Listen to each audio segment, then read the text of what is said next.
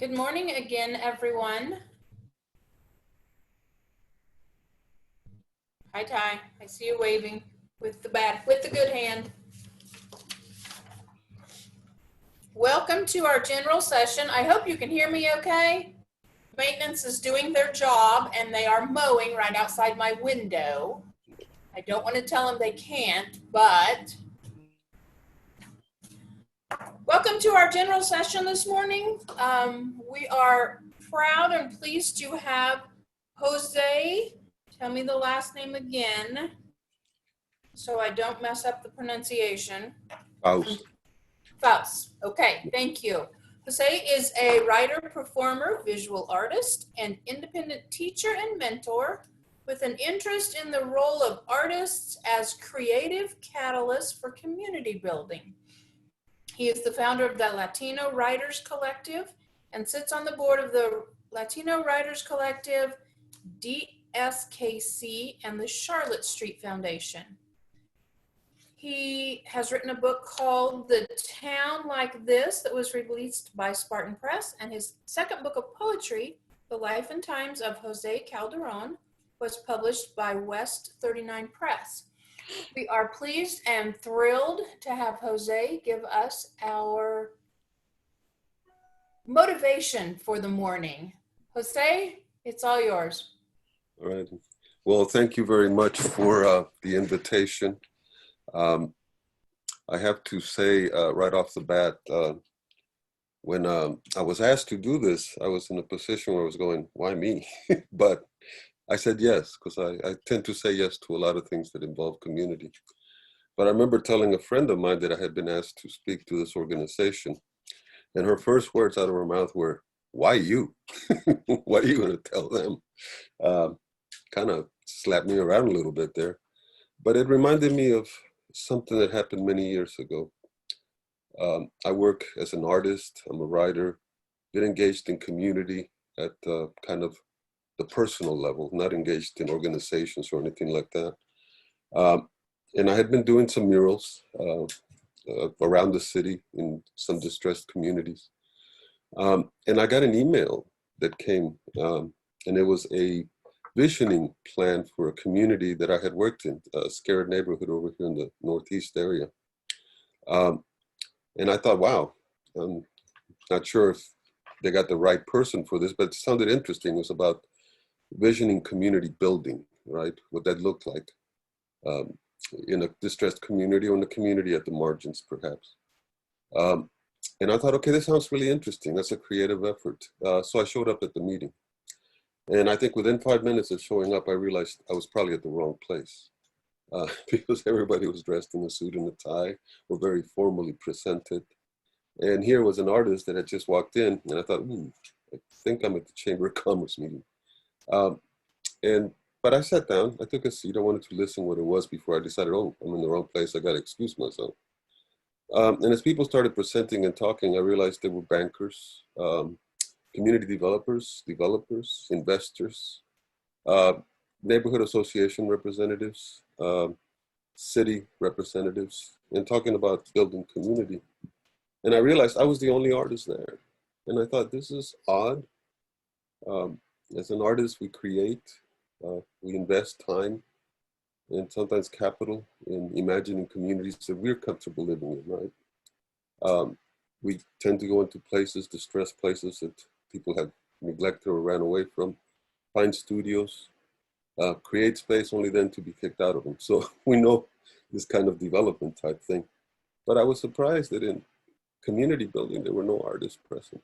And I realized then and there, I belonged at that kind of meeting.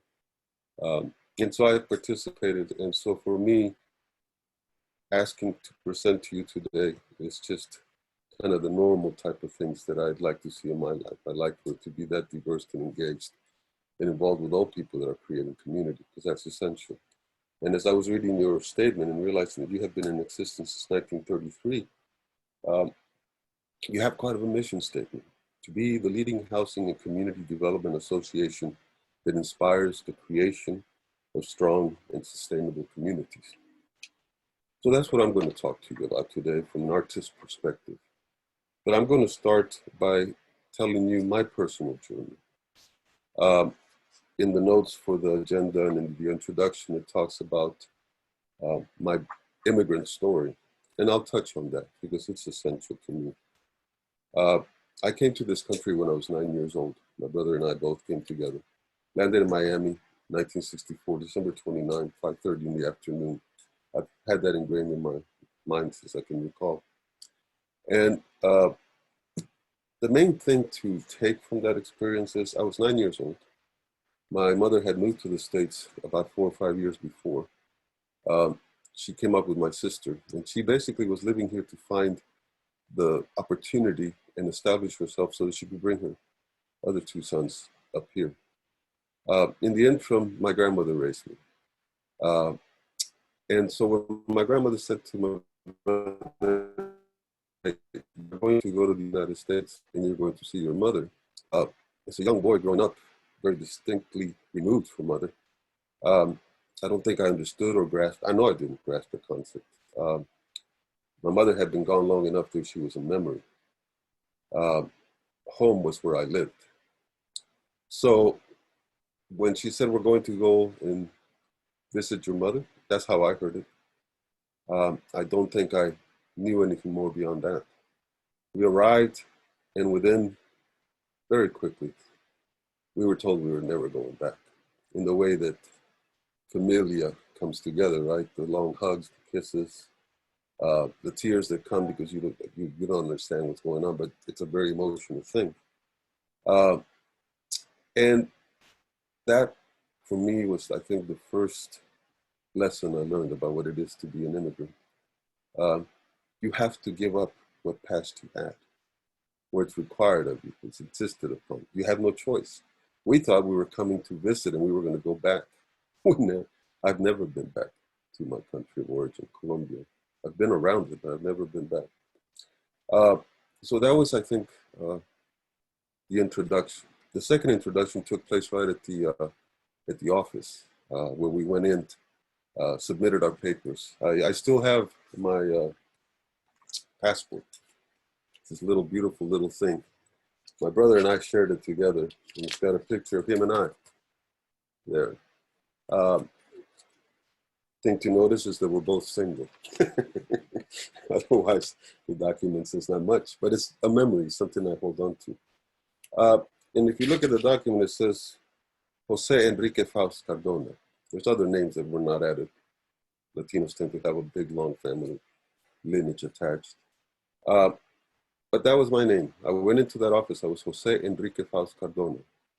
When we left that afternoon after the processing and entering into the country, I had become Joseph Henry Faus Cardona, and the Cardona was just a C. They didn't even spell out the whole name. From that moment, everybody that I would meet in my life, all of a sudden called me Joseph, not Jose, Joseph. And then that got shortened to Joe. And over time, since the C had disappeared out of my name, Cardona was just the C, the whole name wasn't there, I became Joe Faus. Henry disappeared very quickly because even at that age, I knew Henry was not a name I liked. Who's Henry? I'm not Henry. I didn't know it in that way. So I became Joe. Many years later, I reclaimed my name. Not through the legal process of going, but by saying, you know what, my name is Jose. I've been called something else for way too long to feel comfortable in allowing it. So I just started putting my name back down and came back Jose. So that was the first lesson. It's you leave a lot when you come to a country. But I was young enough to be very impressionable and know that I had to figure out a way to go through. The second lesson, or the third lesson that took place literally. Before I get to that one, what I want to show you is a picture of what my extended family in Colombia looked like. I don't know if you can see it well, but my brother and I are here in the front. That's grandmother and some aunts, uncles. And I've been told that the picture is actually bigger than that. There's more to the side that just didn't make it to this photo.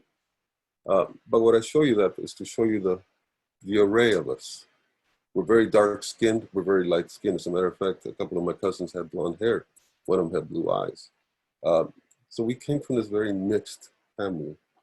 And what I want to read you, because I am a poet, you're not going to get away from getting poetry from me.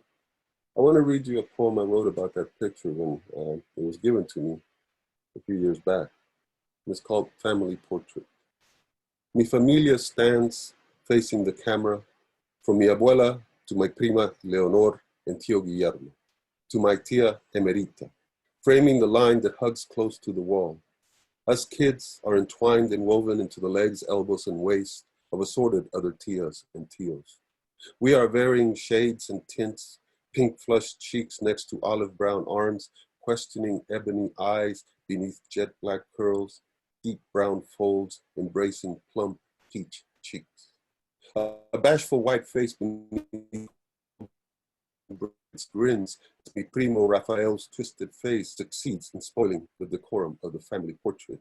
Then the stern look of mi abuelita as she eyes the children at any moment threaten to spill across the polished floor like a stew about to overflow the boiling pot, as if with one look she can hold us back in the container, in the very pan that has stirred our different flavors into this mix of savory, Creole, mestizo, Moor, from the sands of Arabia and the broad stretch of Africa and the spreading tubers of El Andalus, La Extremadura, and Catalunya, and the indigenous migrants from the north and the bridge to the ancestral lands, to the mother, to the patria, to the folds of the Rift Valley.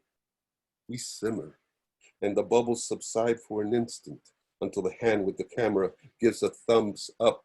And then this stew spills across the floor to the doors, to the street, to the city, to the hills, to the sea, to the discomfort of those who fail to see the varying tones and tints of our rapidly growing family.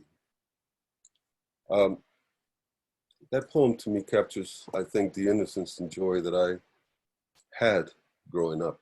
I had constructed my own world, as one does when they're 9 years old. I began to see the world in a certain way, and I felt in a lot of ways complete. And that portrait for me showed it.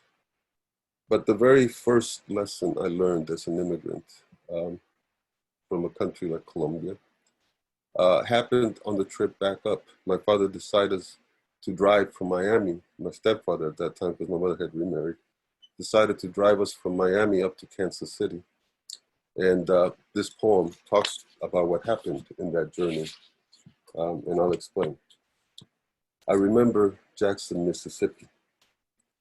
I know why there are things I know I am meant to know. It is a long trip through the South of 1965 in a 1956 Chevy. My brother and I in the back, my stepfather and mother in the front. And he's telling us something. She nods with tears in her eyes, but he's telling me the gospel truth. There are people in this place that will see and not like the color of your skin. I remember clear as night the sign Jackson. He points and teaches me to say Jackson, Jackson, one of my first words in English. I remember when I dated her, blonde hair and gray eyes. I would visit up north outside St. Joe and lounge in her sister's yard in the burning afternoon sun. The end of summer, we broke up. Later, she told me how relieved her sister's in-laws were to not have to drive by the house and see the nigger on the lawn. When we lived in the suburbs, I had a friend who hated the lawn ornaments that dotted his neighbors' yards, black jockeys holding reins in their hands. When I stayed the night, we would get high and run out in the dark, smashing the sculptures with our bats, a fungo to the head as good as any swing on cowhide. Some of the houses replaced them with other jockeys, but through the years, we saw them disappear, replaced by gnomes, toads, and deer. I think of that trip and know what I meant to know. 3 months after the bodies had been found, Shaney, Goodman, and Schwimmer in Neshoba County, Mississippi. It has been 45 years since I learned Jackson and why he made me repeat it until it flowed like venom from my tongue. I understand why she cried and why I got such joy from smacking the heads off the lawn jockeys and watching them tumble and bounce lazy across the lawn. That was my introduction personally to the underlying history that is the States, right? This inability for us to deal with the other. And as an immigrant, you know that very well because you've heard this story, I'm sure. Uh, you get used to being a person that lives with one foot in one place and one foot in another. It can literally be a country. For me, it's memory, right? It's a sense of being something, and then all of a sudden it's changed. What a popular show back in a while when the band used to call it arrested development.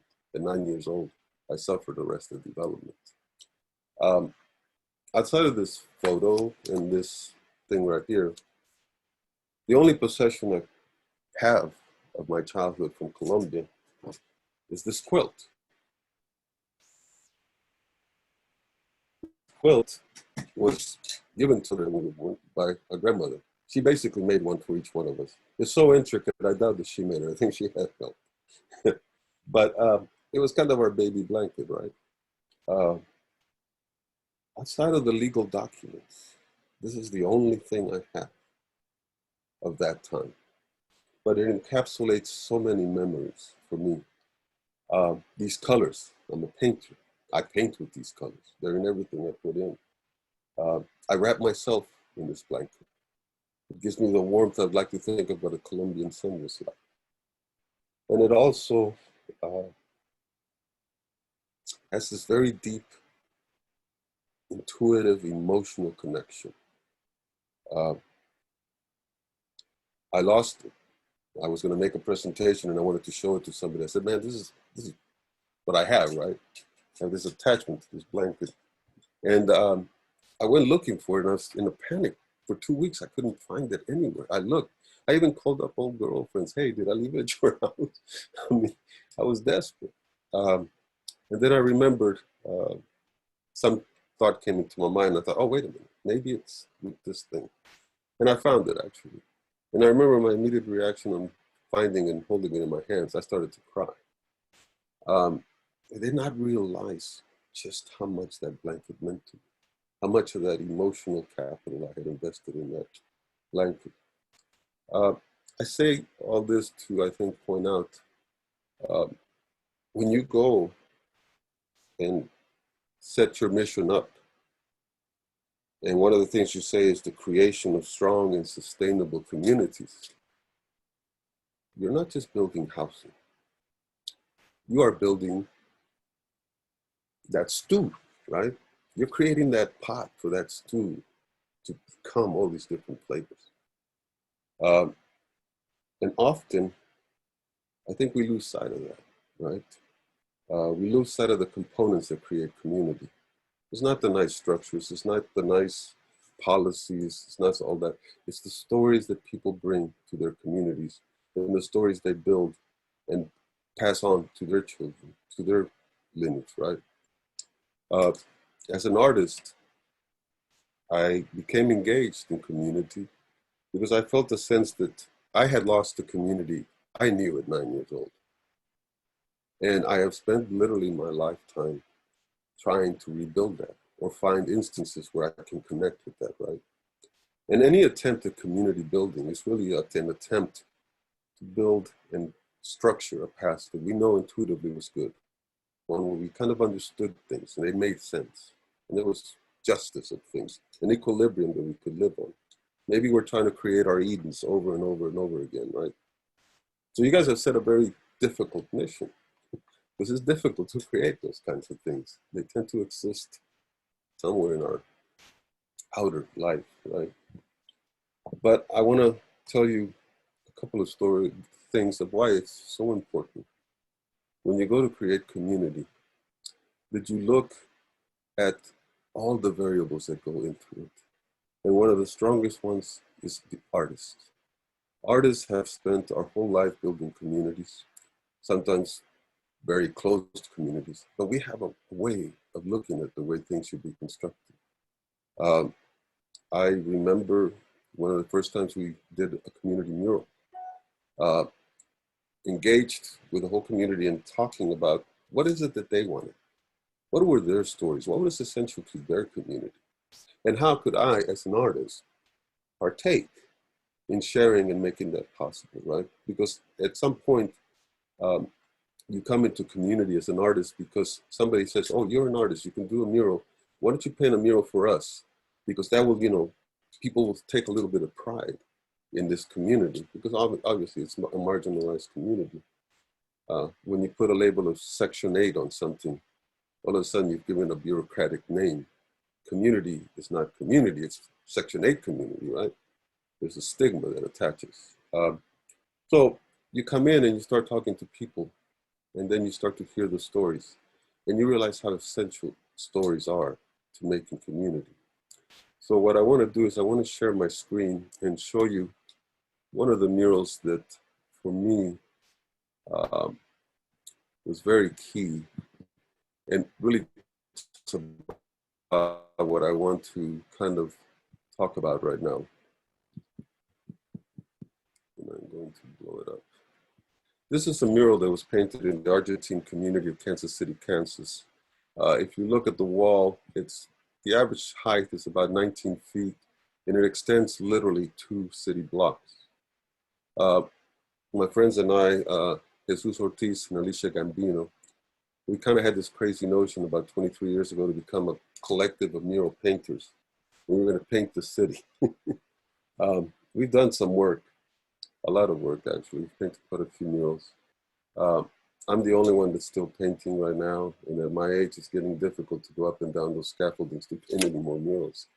But I want to tell you a little bit about this one. So Argentina is a community, Mexican, predominantly, it's a very mixed community, but it has a large Mexican presence in the Kansas City, Kansas area. Its roots in terms of a community date back to the turn of the century, earlier settlements along the river, late 1800s, so forth, 1850s, 40s, whenever the whole area is developed.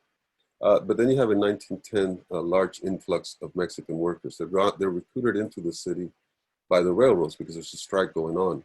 So you have these men that come to the area. They're recruited from the highlands of Michoacan in Mexico. They come to the community, the strike settles, they're stuck here. They settle, the railroad provides them some kinds of work, some kind of housing, and they settle down and they bring their families from Mexico. In this community, you can find, from what I've heard, about 800 families that trace their roots directly to this one part of Michoacan. It's a little town called Tangancicuro. So when my friend Jesus and Alicia got together, the impetus for us getting together is Jesus said, hey, I'm from this little town in Mexico called Tangancicuro. Would you like to go paint a mural in Mexico? Being artists and being known the tradition of Mexican muralism, we just, yeah, let's go. And we went. And when we came back, we were so enthused by what happened in Mexico and painting the murals. My friend said, you know what, why don't we paint that wall over there? Well, this wall sits along Metropolitan Avenue between 30th and 32nd Street. The neighbors, basically, it was an eyesore. It was a gray cement wall all the way across with a lot of graffiti, a lot of vile graffiti. It was so ugly to look at that the city didn't even hardly mow it. There was trash on the grass and stuff. People just didn't even want to look at it anymore. And my friend said, hey, I want to paint that mural because this is my community and I want to tell the story of this community. And that's what we did. We went and we had meetings with the community, with people that lived in the area who came and told us about the history of it. We went and researched the history ourselves and we said, we want to honor this story. And we started literally from the original indigenous folk that lived in the area and tell the story up until the present. And this is, I think, there's three things that happened when we were doing this story that I think is really essential to the component of community building. One, we were painting the mural. It took us about 2.5 months. And I recall one day, it was very hot. We had set up a jar, big old jar where people could come by and give us donations.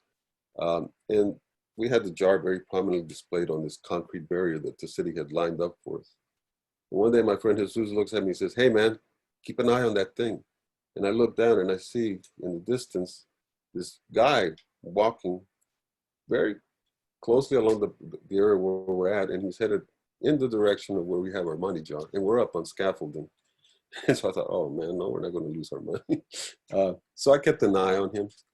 And as he was getting closer, he definitely started to make a move towards that area. So I came down from the sky. I wasn't really that far up, so it didn't look that obvious. And I approached and I said, "Hey, what's going on?" And he stopped and he looked at me and he said, "Why?" And I was like, "Sorry, I didn't understand." He was a little drunk. He said, "Why?" I said, "I'm not sure what you mean." He says, "Why are you doing this? Why are you here?" And I said, "Well, we're painting a mural to kind of celebrate this community." And he stopped and he looked at me and he says, "Why would you even want to do that? Nobody gives a damn about us." And man, it like floored me, right?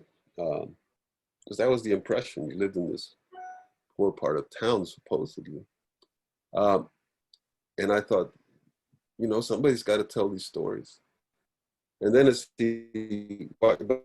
but he wasn't listening. And after he made that comment, he was on his way. But a few steps down, he turned over his shoulder and he said, "Thank you, brother." And he never saw him again. And I thought in that moment, what incredible validation for the work we were doing, but also a great lesson to me. Yes, it's a distressed community. And here a man is walking down the street and one of our first instincts is he's going to rip us off, right? That's the way we do our things. The second thing that happened is, it's hard to see, but in this photo across the street were all these houses, 2 blocks long, right?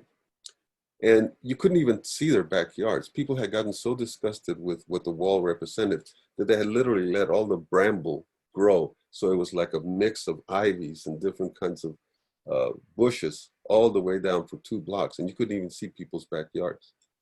About 2.5 weeks into the painting of this mural, we heard a loud chainsaw go off right behind our ears. We were resting on this side of the street looking at the mural.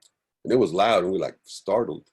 But we went back to work, figured it was time to get back to work. And then after about 20 minutes, happened to look back. And the guy had been running this chainsaw the whole time. He had cut a hole into the opening of his bramble. And I remember him saying, "I want to be able to see what you guys are doing. Thank you." And I'll tell you, within a month, because we were there 2.5 months painting, every single house on down the line had come out and started trimming their bramble. They wanted to see what we were doing. And to this day, it's still that way. There's pride in this. That was the second thing I learned.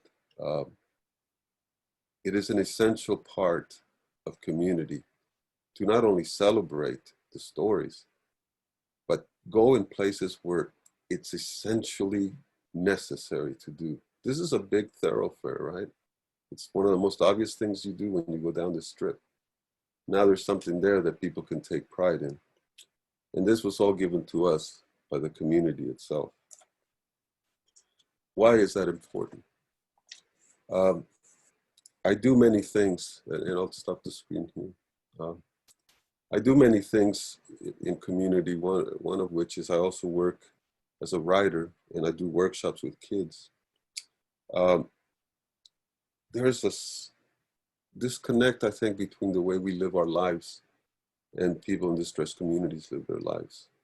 We were doing a workshop in a school, and there was this young little girl, it was a 7th grade class, and she came running when she was told that for that class we were going to do poetry. She was the first one raising her hand and says, "You're not going to teach me anything. I hate poetry." She just, okay, good morning to you. It was going to be tough, right? Well, by the end of the period, that little girl had written 3 poems. And by the time the class was over, she said, "I'm working on another one." I mean, she was enthused by the whole thing.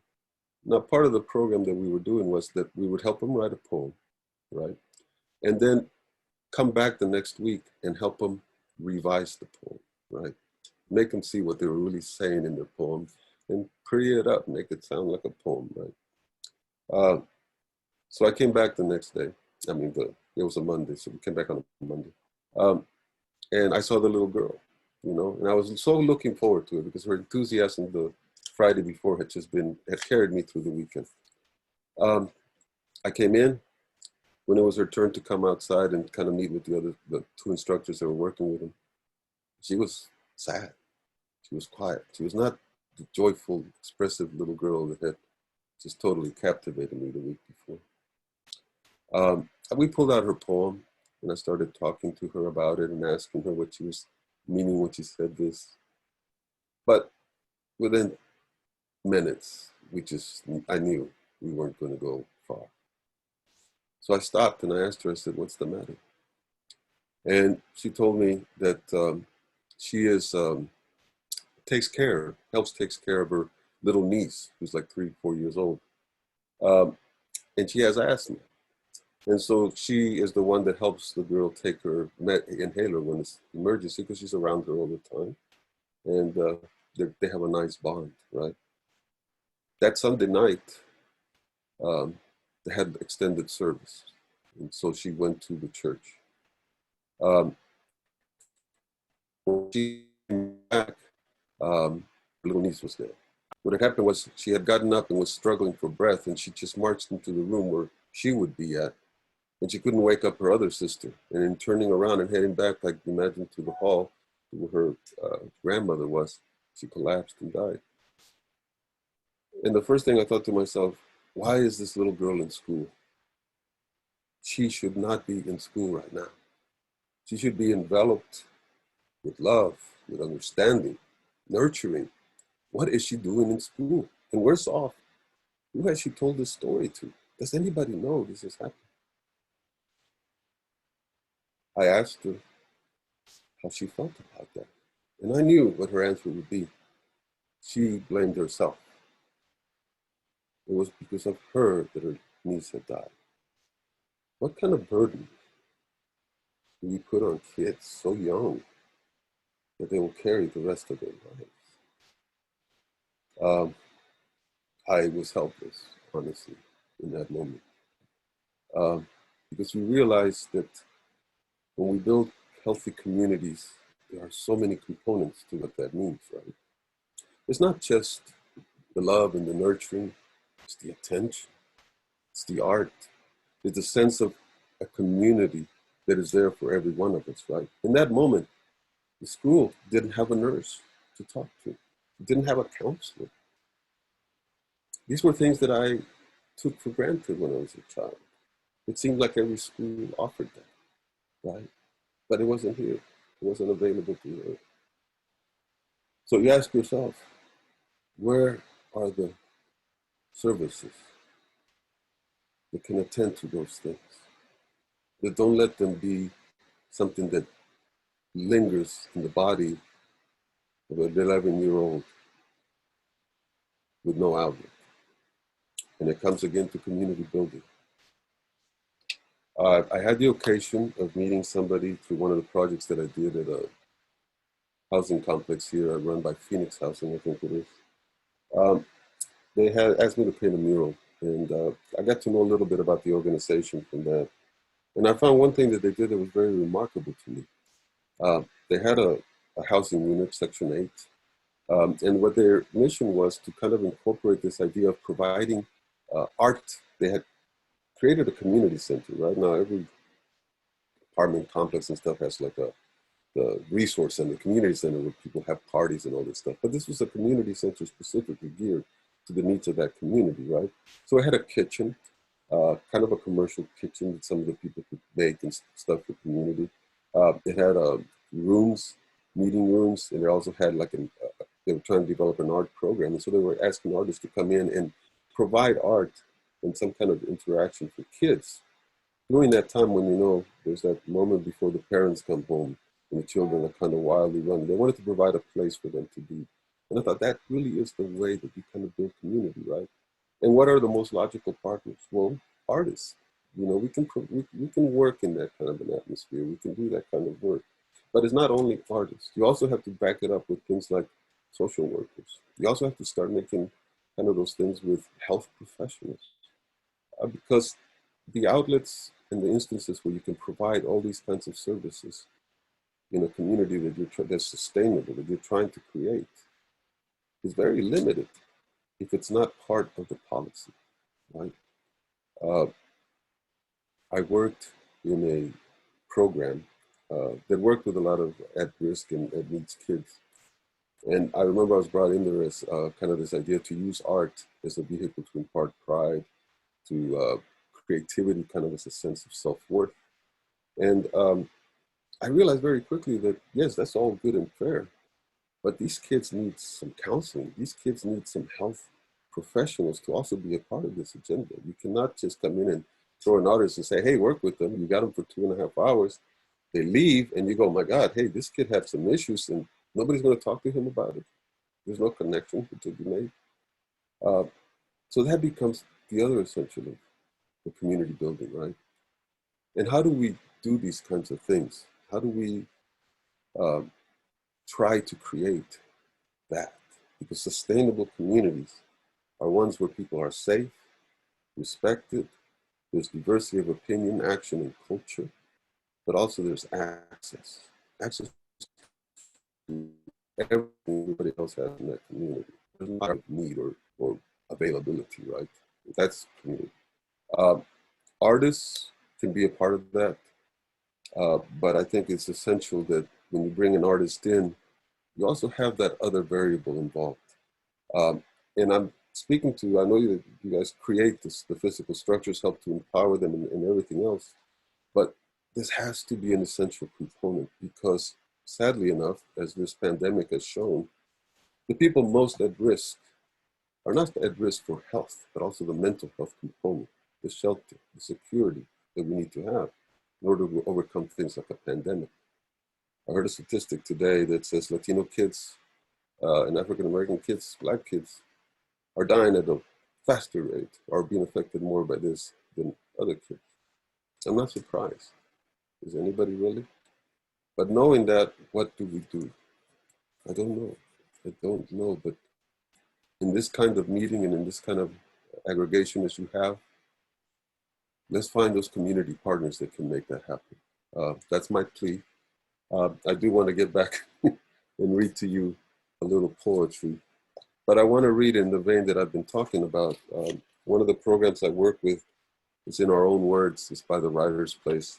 And these are, we work with some kids and we come in and we use poetry as a way to kind of engage them and talk through some of the things that they feel. So I want to read you 3 poems. And these are poems by Kansas City area students. But they really are effective to me, you know. This one is by Naomi Cisneros. It's the key to survival. Smile. I am from Barbies and India Marie braids. From a single mom who was around, yet not enough. From a house not big enough for 4. It seems funny now, looking back, how much my mother killed herself to give us a life she could never have. Oof, right? And the kid knows that. The kid sees that, right? This one is Growing Up Here, Daniela Molina. I think the other one was, Naomi Cisneros. This is Daniela Molina. Survival is knowing I was brought into this world to fight. Brought here for a reason, into this country, by parents who wanted a better future to become someone bigger. Growing up here is different for me, with not the same privileges as other kids around me. I talk for my parents who don't know the language, who are discriminated against, who can't defend themselves. A child has the job of an adult. I come to fight. I want her on my side, right? That's a tough girl. Uh, this one hits me in so many different ways, in so many different levels. I hope you can just let it soak in. The air conditioner. Winter is a world covered in the thick white blanket I cover myself in. Outside is like the air conditioner my mom never turns on. Outside, I see the only standout, a black car, like the black stain on my blanket. I smell a batch of cookies my mom baked, hear a movie playing and lie in my bed, like sipping into my double-layered coat and take a deep winter nap. Oof. That's Jashawn Stovall. I love that poem. uh, I love the line, outside it's like the air conditioner my mom never turns on. My mother was the same way, man. She was looking at that bill and going, it's got to get hotter than this before I turn that on. that is, I think, an essential issue. A way, you know, kids, the needs that we have are very fundamental. They're very shared. I mean, we're not wanting anything more than anybody else wants. Sometimes we go crazy for it, but these are essential things, right? Um, I don't want to lose sight of this other thing. So in my journey, from coming to this country at 9 years old to now a man of 64 years, um, what lessons have I learned? Um, what things have I yearned for? I think is that we never forget who we are or where we come from as immigrants. Never. And we also have to make a strange compromise and accommodation with a culture that sometimes we will never understand, right? Uh, but I know one thing. I love the idea of celebrating every culture. Not the sense of let's separate it from this or from that. No, celebrate everything. Eat the food of another country. Listen to the music of another country. Go to the celebrations of another country. Show up. That's community, right? Let's build that fabric. And so I have this poem. It's a very true poem. As a Colombian immigrant, I remember the food I used to eat in my grandmother's house. And the sad thing about it is Kansas City does not have a great community of Colombian restaurants. I struggle to find my food. I remember one day somebody said, hey, there's this little restaurant over in Kansas City, Kansas. You should go over there. They have the taste of your country. You'll love it. And I'm very skeptical. I said, okay, I'll go. About a month later, I finally made my way there, you know, which was kind of funny. It was right not too far from where my studio is. So I go there and I said, okay, come on, prove it to me, right? And so this is what happened. The name of the place is called El Rincón, which in Spanish means the corner. El Rincón. In the morning, I had 6 names. By late afternoon, only 3. Come evening, I was part of something new, but a stranger to my life. I measured days, weeks, months, years, living apart. My tongue did not taste guanábana or avena con canela or scrambled eggs with onions and tomatoes like those that grew in Emerita's garden, or grasped the metal cans arriving full each day with fresh milk and a frothy cap of cream. 40 years later, I crossed the river and found myself in El Rincón, seated in a chair near a window at a table illuminated by the cast light from a street corner lamp. I heard but did not believe. This is the taste of your home. I ordered el perico with onions and tomatoes, fried yucca blood sausage, plátano, a glass of guanábana, and avena with cinnamon. And I ate and recalled what 40 years had muted. When I stood to pay, he asked my name. I gave him 6 firm ones, a strong hug, and a tip soaked with tears. Yes, that was the only thing I could give him in appreciation, was my full Spanish name with all 6 names, claiming my own identity. Small victory. Now, I am open to any questions you may have, and I hope you do have some questions, because as you can tell, I like to talk. So I welcome you, please. I guess I should look in chat, right? Nope. I didn't see any in the chat section. If anyone would like to ask a question, if you'll just type ready in the chat, we'll call on you, and Sheila will call on you, and you can just unmute yourself.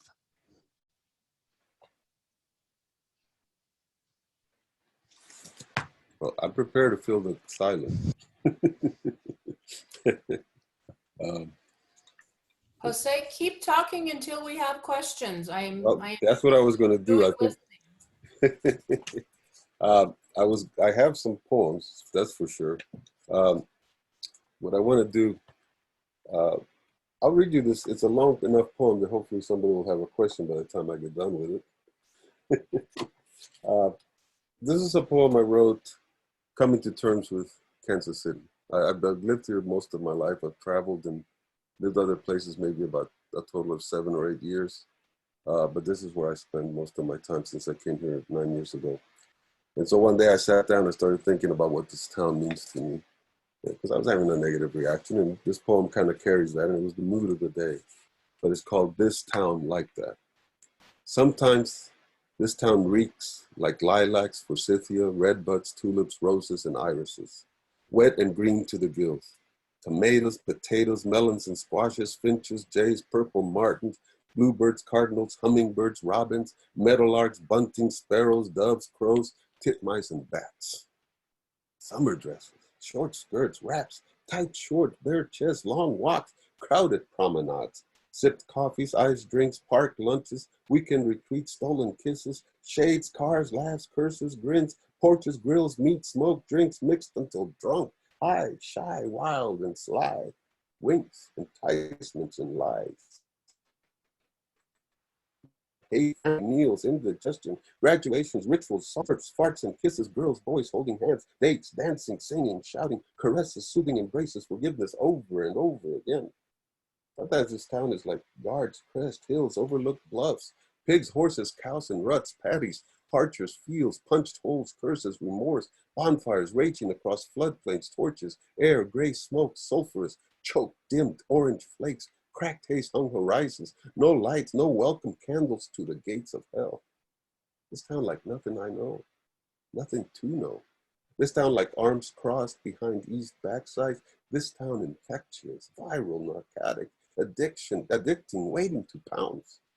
Water, dirt, gravel, asphalt, cement, ribbons, long stretches of strangers, brick, mortar, glass, wood, veneers, expand, flow, roam to mold yards, trains always, and lullaby trails, a pinch of pain hung in midair.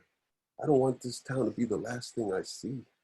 This town is like sleet, snow, dust, ice storms, drizzle, rains, floods, hail, tornadoes, thunder, and lightning, wind, summer, drought, fires.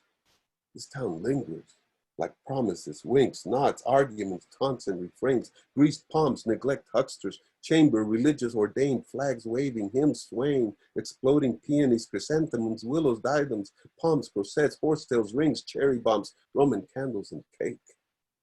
Low wages, body spent, bus fares, one-way transfers, districts, enclaves, and jails, dog parks, locked fences, brats with wallets, urban remake pioneers, grafters, and chills. This town like that sometimes. This town like any town most times. This town like a burr up my ass, like a bad dream, like tripping, hallucinogenic. This town shimmers like a star on a hill. I might not leave this town. This town may have left me. This town might be the death of me. This town plays me like that sometimes.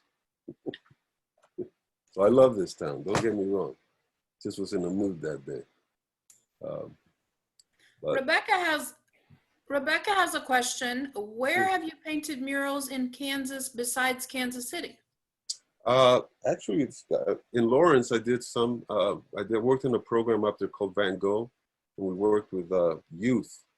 And the idea was it was a kind of a job skills, basic life skills development thing. And so we came in as kind of facilitators to help them come up with an idea and paint murals. I think we did 3 up in Lawrence. I'd love to get to other places. Most of them are here in Kansas City and in Kansas City, Kansas, and Kansas City, Missouri. I've also painted murals in Mexico and Bolivia. And that was for a State Department grant that I was asked to attend and do. But yeah, so I think there's like about 26 murals around the area. So. Very nice. Anyone else have any questions? We have about 10 minutes left of Jose's time. Oh my goodness, I can fill you up. Don't make me read you more poetry, right? Because I will. It's a threat. If there's not a lot of questions, is there one right here? Let me see. Okay. Let me. Tina asks if you have a website or someplace we can view your art. Well, I had a website, and this is funny. I work in a artist development program where we talk about how to sustain an art career. And one of the things we tell people is create a website. Well, I had one, and my provider after 4 years, all of a sudden like doubled the rates. And I thought, no, this is ridiculous. I knocked it down. I am on Instagram. I have my handle is Carido, which would be Qarido. I'm also on Facebook. I still use Facebook under Jose Faus. You can find me there and friend me. I am in the process of building a website again, but this time I'm going to have a little bit more control over it. And it's changed in the nature. It's not going to be totally visual art. I also, as you know, do poetry, and I want to engage in some other ways with it. So I will have one, but for right now, that's the way you can get a hold of me. I want to read you two things. I think if there are no more questions, if there's time permitting. And this is, like most people, it is hard to not be aware of what's going on in the world right now.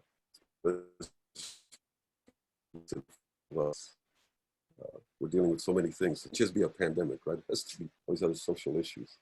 But I want to emphasize, I think, what my theme of this whole has been in some ways about the community, the building of community.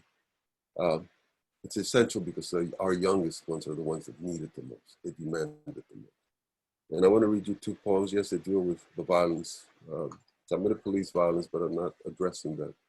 What I want you to hear is the voice of children, because these are the words of children. We know about Philando Castile, who was killed up in Minnesota. And there's a video of it. And there's a little girl in the back. It was his girlfriend's daughter. And I just want to read the poem. I think it speaks for itself. The little girl speaks in the end. For Philando. The news came like it comes most days now.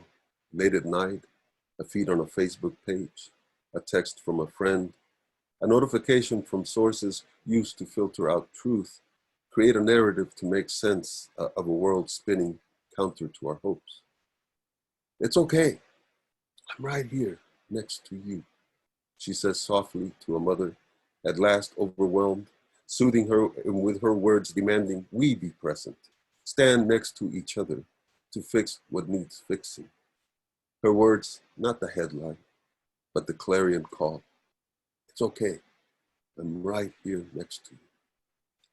I think of that because this is the little girl who just saw a man shot in front of her.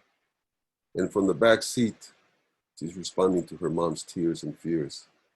And she's saying, it's okay. I'm right here next to you. That's community. Right? And the next one is one that was in the news lately. It's about Elijah coming. Elijah McClain, I'm sorry. I want to read it to you. And I'm going to quote the words that he had to say, because I think it's really important to remember this. Mood Gemini. Breathing is the easiest thing I do. Thousands of times a day, I take my allotted breath. Is there a proper way to do it I'm not familiar with? Because I would do it if it made the world a better place. I take deep breaths when my music plays. Measure steps like beats. Walk a straight path. At times meander. Smell a flower. Shake my limbs. Step aside and let flies be. Twirl and shake to the songs I sing. No offense, but I think I breathe the way I am meant to sing. I walk alone, but I'm never lonely. We all walk alone, don't we? But my walk is not a sad song. I always know where I mean to go. Tonight I am walking home. Isn't that all we mean to do? Make it back one more time before the moon declines. I have a card. Identifies me. Say my name, please, just once. This is me. Let me introduce myself. My name is Elijah McClain. I'm an introvert. I'm just different, that's all. I'm so sorry, I have no gun. I don't do that stuff. I don't do any fighting. Why are you attacking me? I don't even kill flies. I don't eat meat, but I don't judge people. I don't judge people who do eat meat. Forgive me. All I was trying to do was become better. I will do it. I will do anything. Sacrifice my identity, I'll do it. But it is getting harder to breathe. Is there a better way? Because I will do it if it will make the world a safer place. Tonight seems the wrong time to ask. I was almost home. Listen to the song I was singing. Listen, please listen. I can't breathe, and it's the easiest thing I do. The easiest thing I do. I hear you breathing. I just can't breathe correctly like you so easily do. I want to thank you for the opportunity to talk to you and to prove my friend wrong that I did have a lot to say to you. I will talk whenever you give me a chance. And I want to commend your organization and your leadership for reaching out to me. I can't imagine how hard that must have been. Hey, we're going to bring a poet to talk. So I thank you very much for the opportunity. Thank you, Jose. It was very inspiring, at least to me it was. And I see that Elma from Ulysses made a comment that she was also appreciated your community building. That's what we do as we try to house others and make sure that our communities are better than we left them. So thank you very much for inspiring us. Thank you. And good job. Enjoy your conference. Thank you very much.